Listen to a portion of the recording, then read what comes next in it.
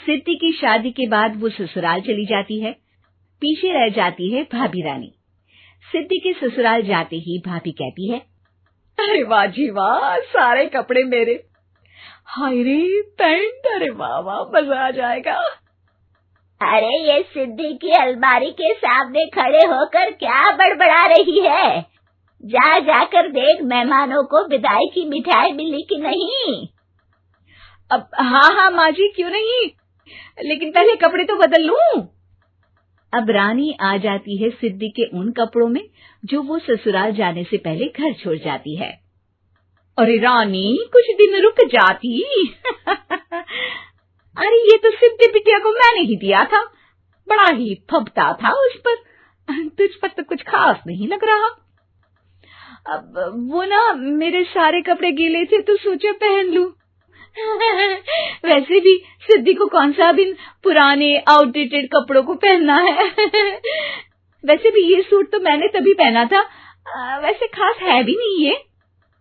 हाँ ठीक है, लेकिन ना मेरी सिद्धि पर तो जमता था। सारे मेहमान चले जाते हैं और सिद्धि ससुराल से मायके पहली बार आती है। अपना घर, अपना कमरा, अपनी अलमारी।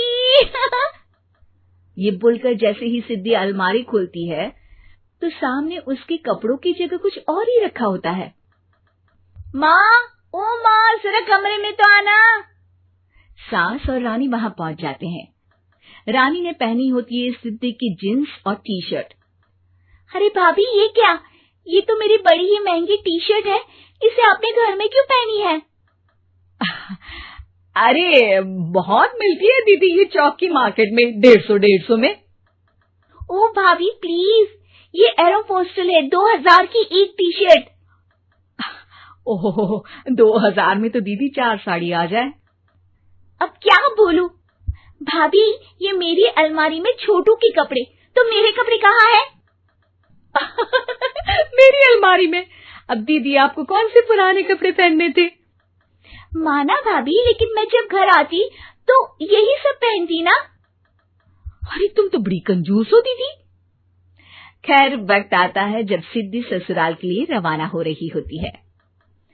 अरे रानी, अंदर से सिद्धि का गिफ्ट ले आ, लड़की पहली बार ससुराल से मायके आई है। रानी अंदर जाती है और एक सिंपल सी साड़ी लेकर बाहर आ जाती है। ये लीजिए माँ जी। सास बेटी को गिफ्ट देकर ससुराल भेजती है। अगले दिन रानी एक सुंदर सी साड़ी पहनकर सामने आती है।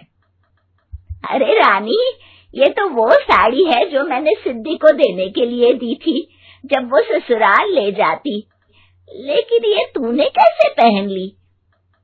अरे माँ जी, ये साड़ी तो मुझे बहुत पहले से ही पसंद थी, लेकिन चिंता ना करिए, मैंने सिद्धि के लिए भी अच्छी सी साड़ी दी है। हाँ। तभी सिद्धि का फोन आता है। क्या माँ, कुछ अच्छा तो दिया होता ससुराल ले जाने के लिए। अरे पहले दिखा दिया होता। यूं चमकते हुए पैकेट में नौकरानी वाली साड़ी मत दिया करो माँ।